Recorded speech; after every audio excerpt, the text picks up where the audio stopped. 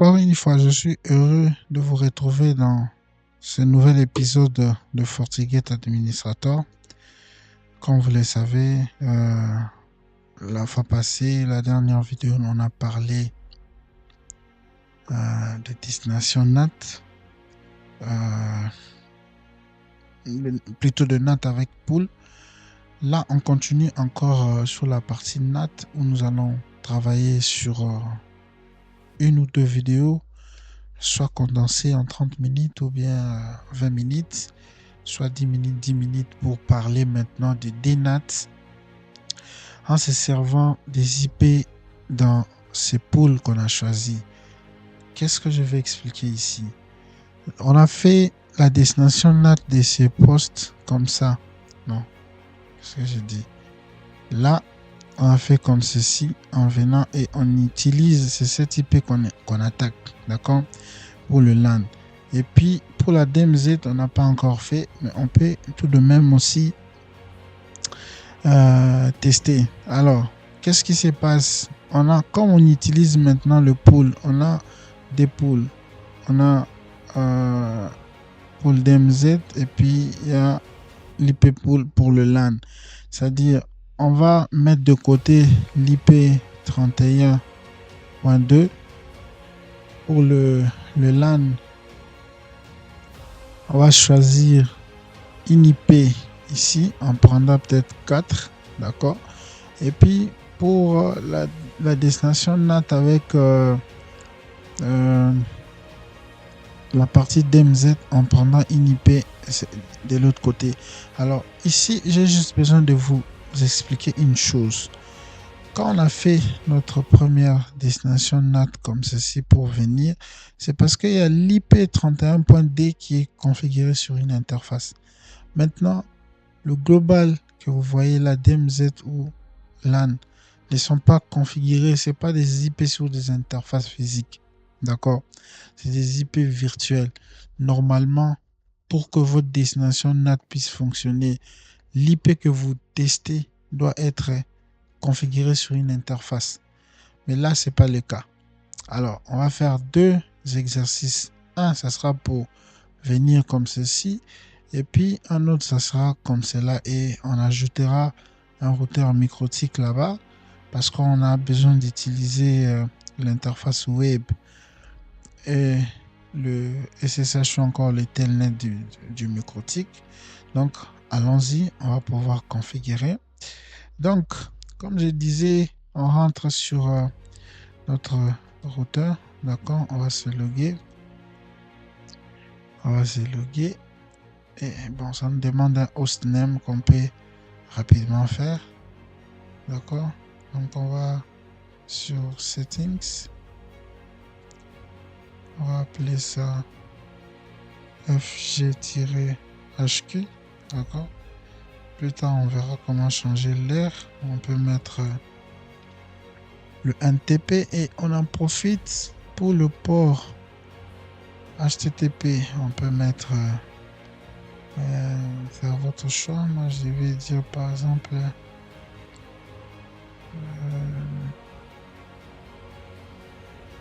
comme ça. Pour le port HTTPS, on peut ajouter 8 comme cela. Pour le SSH, on peut mettre 22 33 et ici on peut mettre 23 22. En termes de idle timeout, bon, comme on est en lab, on peut prendre la valeur la plus élevée qui est 480 minutes. On va laisser l'interface comme cela.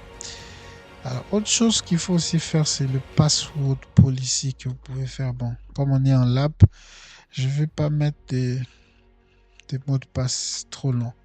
J'applique comme cela.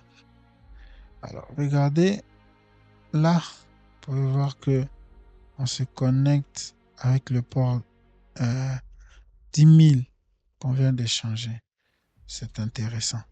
Alors, notre DNAT, on va le faire. On va prendre le poste qui est là. On commence par le LAN. Et ici, on va matcher. On va faire ceci. On va prendre l'IP public. On va prendre l'IP 192.168.31.4. D'accord? Et on va matcher ça avec l'IP privé. Private, ça va être 10.143.1.3. D'accord? Rappelez-vous, cet IP4 ici fait partie du pool qu'on va sortir là. D'accord? On prendra là-bas. Et puis, pour la partie DMZ, on aura 192, 168, 31. On prendra 9. La première IP. N'importe quelle IP dans cette plage, vous pouvez prendre juste pour tester. La particularité de cette vidéo, c'est de vous montrer que dans une pool d'adresses publiques, on peut retirer une IP pour en faire destination NAT. Donc de l'autre côté, on aura 10 146 0 disons 3 aussi. D'accord? Et ici, on va ajouter comme ceci un routeur microtique là. Donc c'est ça l'objectif de cette vidéo. Alors, comme c'est fait, on va aller sur le firewall, ici un objet et puis on va aller sur DNAT, Virtual IPs. Donc, je fais ceci. On va RDP LAN. On fait toujours du RDP parce que bon, c'est les tests qu'on peut faire. Là, on prend 192.168.31.4 comme on s'était dit. On prend 10.143.1.3. D'accord? En termes de service, ça va être du RDP. Mais je crains que ça puisse trouver que l'IP privé est déjà utilisé pour ce service. Cette IP.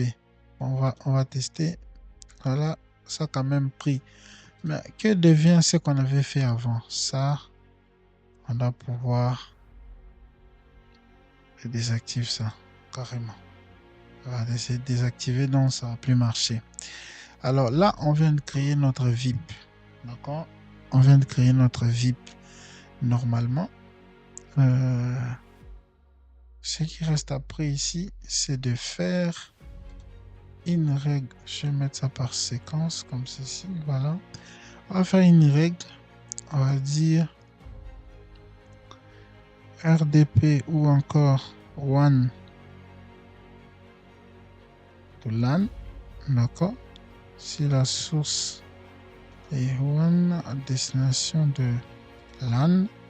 Si la source est all à destination de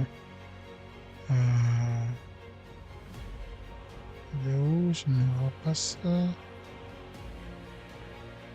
Oh, oh. Je ne vois pas ça.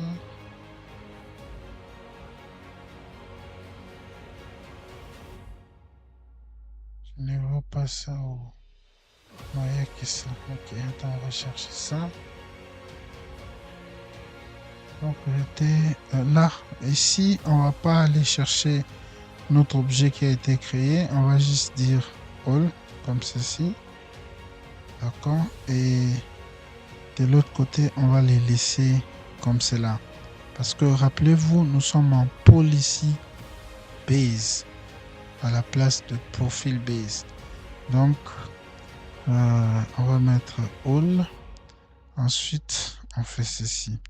Voilà, notre règle est créée. Est-ce que à partir d'ici, si on fait bon, la règle qui est là, ça je vais, ça c'était quelle règle? Freeland to one, ok. D'accord. Il y avait une autre règle. C'était dans l'autre lab. D'accord, c'est bien. Alors, LAN to, voilà. Il y a aussi dans la partie centrale NAT, en fait, ici, on vous montre la politique qui est créée, c'est-à-dire LAN to one, d'accord, translaté par global LAN qui est là. Donc, si je clique dessus, je peux vous montrer. Regardez. Donc là, il y a ceci qui est noté. Donc l'IP qu'on choisit, point 4 là, on puise ça à partir de là. Donc c'est très bien. On va tester, d'accord? Après avoir fait ça, on va tester. Donc quand je prends ceci, je mets 4. Est-ce que ça marche?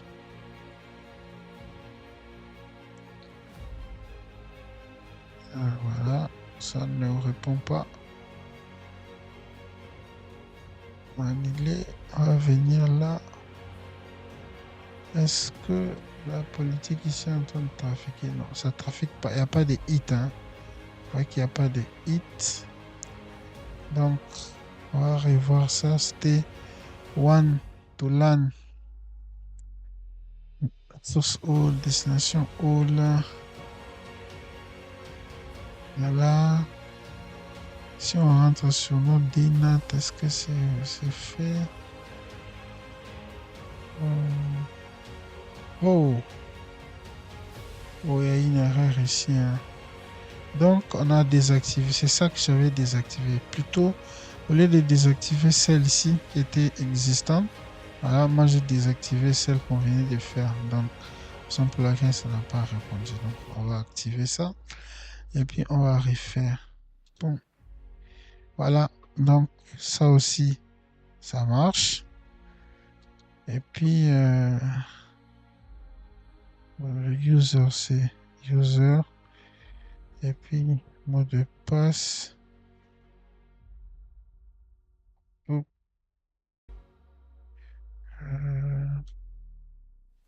User. Voilà, on a bel et bien accès. Cette fois-là, avec une des IP qui est dans le pool. Alors, le seul endroit où vous trouvez votre pool configuré, c'est dans les centrales SNAT. C'est tout. L'IP n'est pas configuré sur une interface normalement, mais ça fonctionne. Donc ça, c'était la première partie de notre destination NAT avec l'IP pool.